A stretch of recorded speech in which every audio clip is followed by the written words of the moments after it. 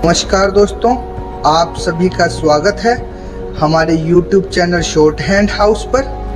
दोस्तों, Hindi short hand dictation प्राप्त करने के लिए आप हमारे YouTube चैनल को सब्सक्राइब करें तथा वीडियोज को लाइक एवं शेयर करें।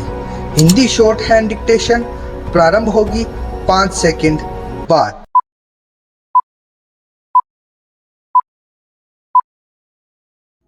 स्टार्ट। सभापति महोदय, अब मैं आर्थिक मामलों पर आना चाहता हूं। मैं अधिक समय नहीं लूँगा।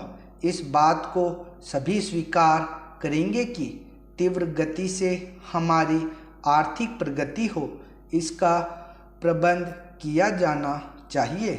इसके लिए ऐसा वातावरण बनाने की आवश्यकता है जिससे उत्पादन बढ़ सके, वितरण में समानता आ सके और उपभोग में संयम से काम लिया जा सके।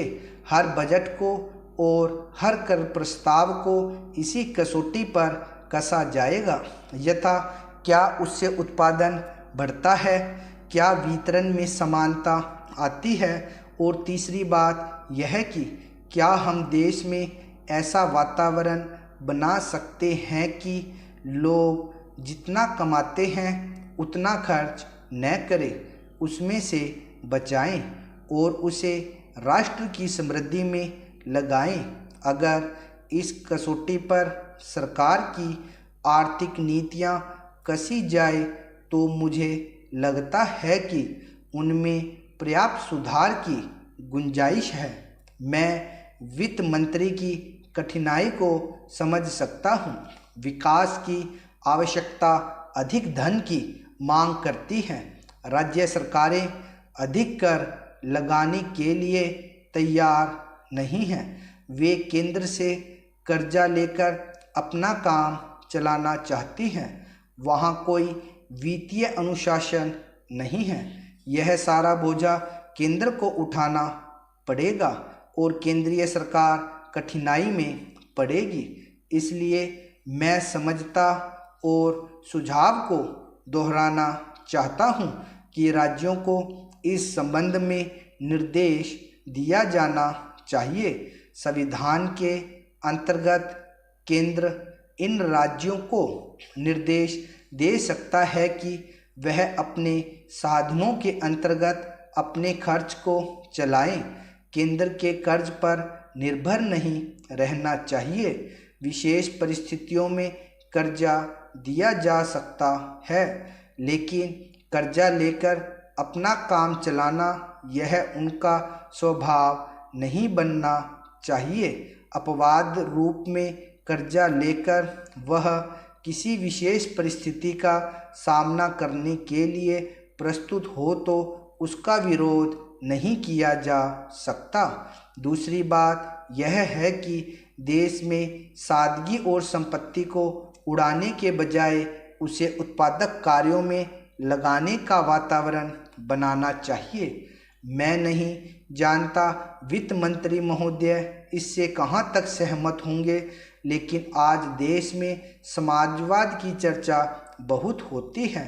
लोगों का समाजवाद की ओर देखने का दृष्टिकोण विकृत हो गया है। लोग हमें क्या मिलता है इस ओर ज़्यादा ध्यान देते हैं। हम कितना खर्च करते हैं इस ओर ध्यान नहीं देते हैं। समाजवाद बिना संपत्ति की अभिवृद्धि किए और बिना उसके समान वितरण के नहीं आ सकता। हमारा देश कृषि प्रधान देश है। सभापति महोदय, खेती के बाद उद्योग का हमारे देश के आर्थिक जीवन में बड़ा प्रमुख और महत्वपूर्ण स्थान है।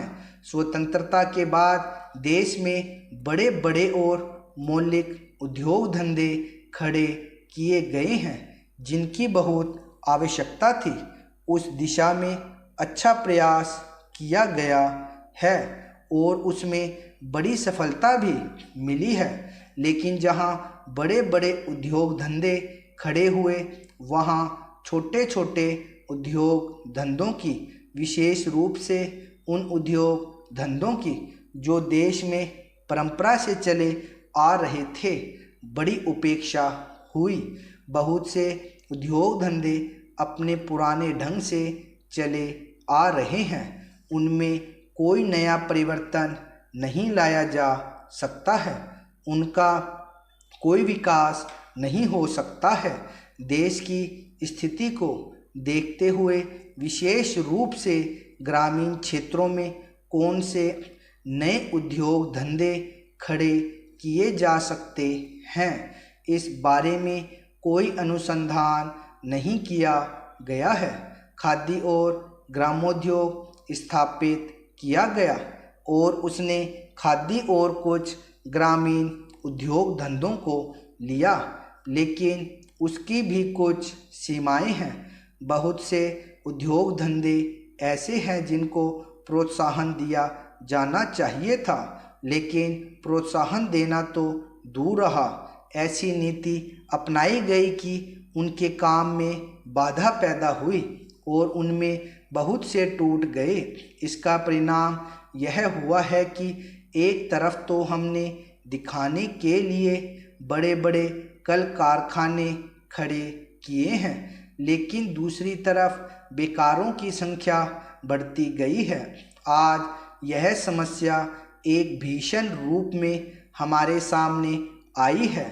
यदि हम छोटे छोटे उद्योग धंधों को, विशेष रूप से कृषि से संबंधित उद्योग धंधों को बड़े बड़े शहरों में नहीं, दूर दूर ग्रामीण क्षेत्रों में नहीं फैलाते हैं तो इसके दो दुष्परिणाम होंगे। एक तो उद्योगों का केंद्रीकरण होगा, दूसरे शहरों की जनसंख्या बढ़ेगी, जिससे अनेक जटिल समस्याएं पैदा होगी। इससे हर एक आदमी को काम नहीं मिलेगा और हमारे जो पुराने उद्योग धंधे जीवन से संबंधित सामग्रियां तैयार करते हैं उन पर बुरा प्रभाव पड़ेगा। लेकिन सरकार की ऐसी नीति रही है कि उनमें से बहुत से उद्योग धंधे समाप्त होते जा रहे हैं, जिसका परिणाम यह है कि इस उद्योग में लगे हुए आदमी बेकार हो रहे हैं। मैं चाहूँगा कि सरकार ऐसे उद्योग धंधों को अधिक प्रोत्साहन देने का प्रयत्न करे। इस प्रयत्न के लिए हम इस मौके पर सरकार का समर्थन देशभक्ति की भावनाओं से करते हैं। उपाध्यक्ष महोदय, मैं मानती हूँ कि बहुत से जो हमारे भाई हैं उनकी ओर से शिकायतें आई है और यहाँ बातचीत चलती रहती है कि हम अपने इलाके में सफाई बंद कर देंगे, परंतु यह विषय स्वायत्त शासन संस्था के सहयोग से नहीं हो पा रहा है जैसी कि हमें आशा है। और मैं समझती हूँ कि राजनीतिक दल स्वास्थ्य के विषय में ध्यान रखते हैं, क्योंकि यह मानवता के लिए बहुत आवश्यक है और इसमें राजनीति का कोई रंग नहीं आना चाहिए, ऐसी मेरी आशा है। मैं अनुरोध करूंगी सदस्यों की जो समस्याएं हैं उनको ध्यान में रखते हुए दिल्ली प्रशासन कोई ऐसी नीति अपनाने की कोशिश करे जिससे नगर निगम का यदि कोई काम हो तो उस विषय में हमारा नगर निगम से एक सहयोगपूर्ण वातावरण पैदा हो, मगर इस वातावरण में राजनीति न आने पाए। हमारे सामने एक उद्देश्य हो कि हमें जनता का काम करना है, क्योंकि जनता के लिए हम चुनकर आए हैं। इसमें पार्टी का कोई प्रश्न नहीं है।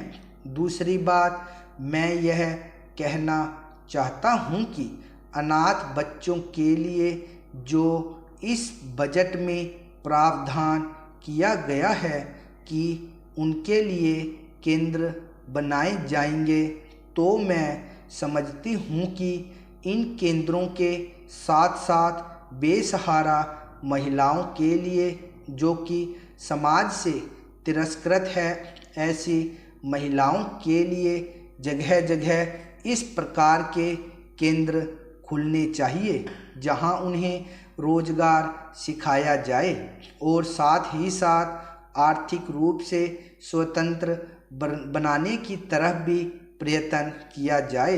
इस विषय में मेरा एक सुझाव है कि जो बच्चे अनाथ हैं, जो बेसहारा महिलाएं हैं, उनकी तरफ हमारी पूरी कोशिश होनी चाहिए कि जो अनाथ बच्चे हैं, जो समाज से तिरस्कृत हैं, जिनको अवहेलना की दृष्टि से देखा जाता है, उनके लिए केंद्र बनाए जाएं और उन केंद्रों में वह अधिकारी रखे जाएं जिनके संरक्षण में वह कार्य सीखे, पढ़े, लिखे। यदि इसमें बाहर के सदस्य हो तो वे ऐसे होने चाहिए जिनका जीवन सरकारी सेवा में बीता हो। ऐसे योग्य लोगों से सहायता लीजिए। यदि इसमें असामाजिक तत्व घुस गए तो फिर हमारा पैसा ऐसे ही खर्च हो जाएगा और जो नीति हमने बनाई है वह असफल हो जाएगी, जिसका परिणाम यह होगा कि हम उस नीति को कार्य रूप में परिणत नहीं कर सकेंगे। इस बात पर कोई मतभेद नहीं है। स्टॉप। 100 शब्द प्रति मिनट की गति से थी यह डिक्टेशन। रामधारी गुप्ता खंड 1 के अभ्यास 25, 26 और 27 थे। इनका आप बार बार स्टेनो में लिख के अभ्यास कीजिए तथा इन्हें ट्रांसक्राइब जरूर कीजिए। जितना ज़्यादा आप ट्रांसक्राइब करेंगे उतनी ज़्यादा आपकी इनकी एक्यूरेसी बढ़ती जाएगी और मिस्टेक्स कम होती जाएगी। धन्यवाद।